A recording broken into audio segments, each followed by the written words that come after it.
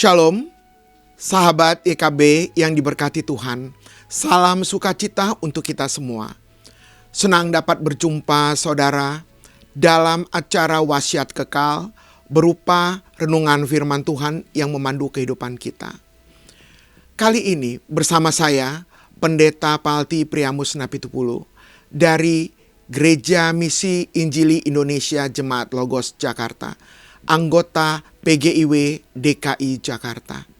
Saudara, renungan kita hari ini, Minggu 1 Maret 2026, ditulis oleh Pendeta Hariman Apatianokota dari Universitas Kristen Maranatha Bandung dengan judul Lahir Baru, yang dilandaskan pada Injil Yohanes pasal 3 ayat yang pertama sampai dengan ayat yang ke-17.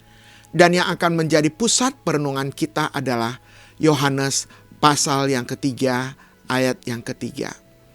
Sebelum membaca bagian firman Tuhan ini, marilah kita berdoa. Di dalam nama Tuhan Yesus, kami bersyukur anugerah Tuhan cukup bagi kami, yang memberikan kami hari yang baru, yang memberikan kami kesehatan dan kekuatan.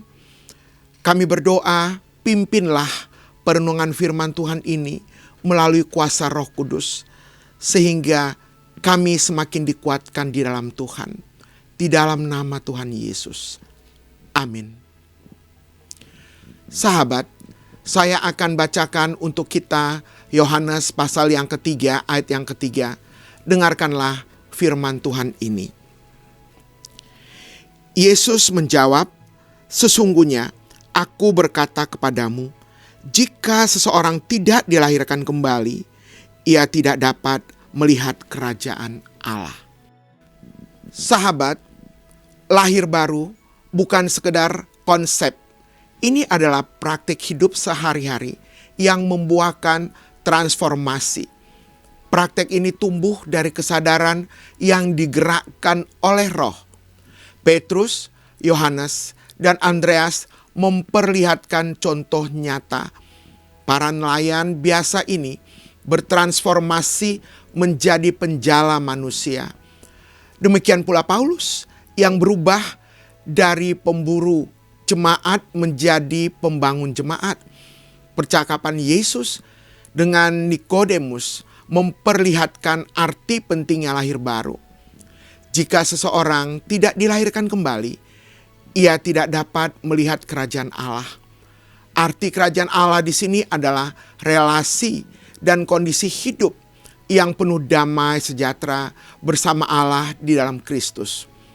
Untuk mengalami kehidupan demikian, orang harus dilahirkan kembali oleh Roh. Roh Kudus menginsafkan manusia akan dosanya, lalu menuntun serta memperbarui manusia untuk menjadi sama seperti Kristus.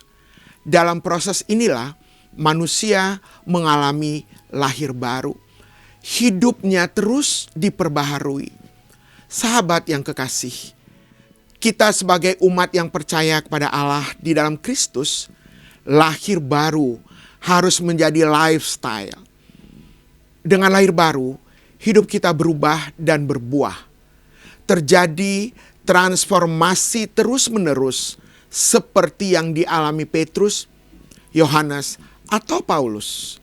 Transformasi memang tidak bisa kita sandarkan pada kekuatan kita saja.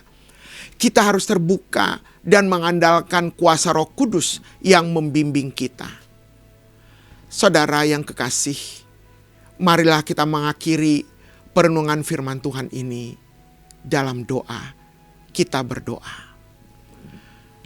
Bapa yang baik, di dalam nama Tuhan Yesus kami bersyukur kepada Tuhan. Jikalau oleh kuasa Roh Kudus mampu mentransformasi hidup kami, menjadikan kami manusia baru di dalam Kristus. Tolonglah kami ya Tuhan, agar menjalani hari-hari kami ke depan, sungguh transformasi itu dapat kami buktikan di dalam setiap tindakan-tindakan hidup kami. Dalam ruang pekerjaan kami, dalam ruang berkeluarga, bahkan dalam ruang pelayanan kami. Terima kasih Tuhan Yesus, kiranya Engkau memberkati kami sepanjang hari ini, dalam nama Tuhan Yesus. Amin. Sahabat kekasih, demikianlah renungan kita hari ini. Jangan lupa subscribe, like, dan bagikan kepada sebanyak mungkin orang. Tuhan Yesus memberkati.